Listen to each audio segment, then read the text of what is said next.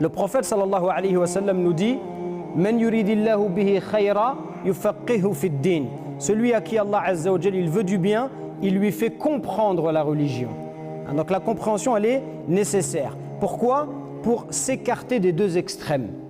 Cette parole nous montre que la vraie richesse, ce n'est pas seulement l'argent, la beauté ou la réputation. Le plus grand bien qu'Allah peut donner à une personne, c'est la compréhension de sa religion.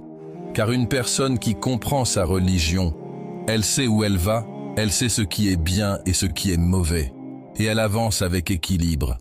Quand le prophète parle de compréhension, il ne parle pas seulement d'apprendre des paroles par cœur. Il parle d'une compréhension qui change le cœur, les comportements et la manière de vivre.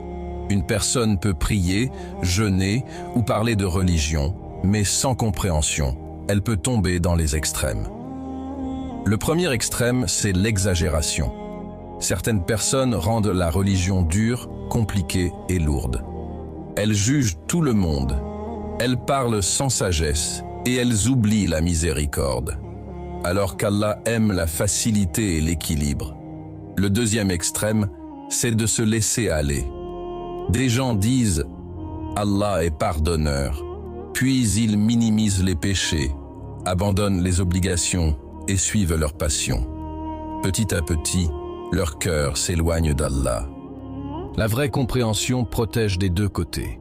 Elle apprend à être ferme sans être violent. Elle apprend à être miséricordieux sans tomber dans la désobéissance.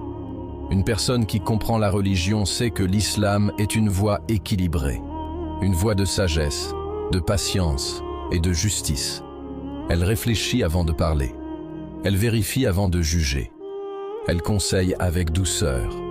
Et surtout, elle cherche toujours à se rapprocher d'Allah avec sincérité. Cette parole du prophète doit nous pousser à demander à Allah la compréhension de la religion. Car sans compréhension, une personne peut se perdre, même en pensant faire le bien. Alors demande à Allah de t'ouvrir le cœur. Lis le Coran avec réflexion. Écoute les rappels utiles.